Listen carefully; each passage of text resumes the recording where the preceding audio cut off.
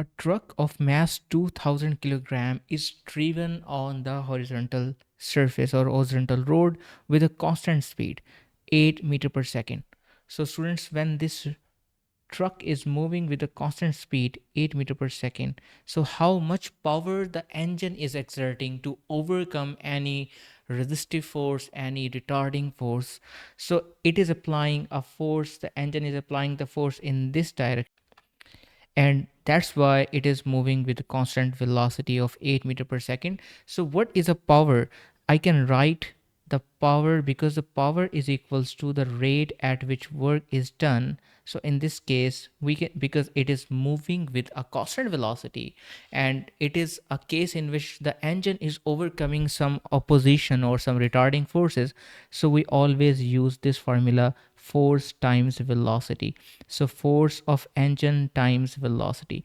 Now this, and its answer will be in watts. Now important point: when this truck will drive on the inclined surface, how much additional power the engine has to provide in case to continuous motion with the same speed? So let us find it. So if it has to move with a constant same speed, all right, so it means that the speed is still 8 meter per second, but now this time the engine has to overcome a force which is actually pulling the truck back, which is exerting in opposite direction of motion. I show you exactly what is that, and you should already know that this must be a component of weight that is exerted in opposite of motion. So student, is this the situation we were talking about? And this must be our rectangular coordinate system, and this is our y-axis.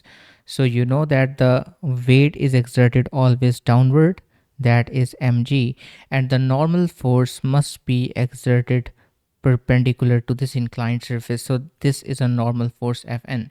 So if I make the components of the weight, and this is an angle theta, which is the same angle that you see here.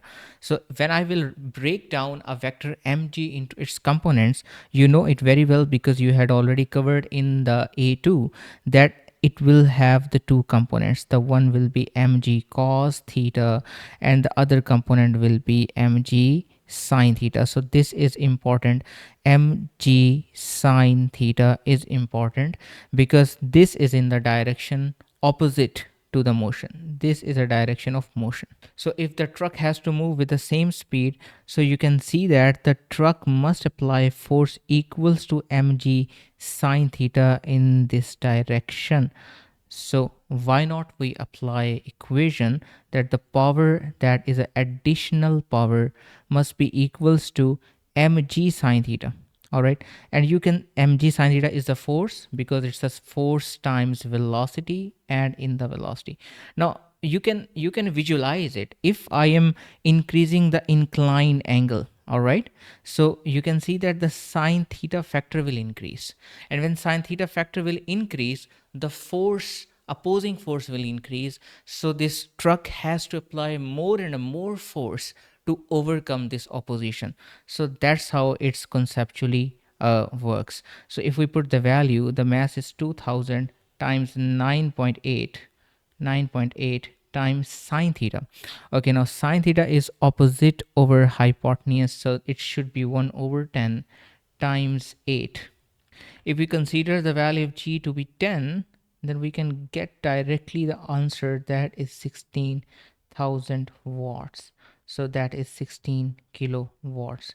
So our answer must be the option C.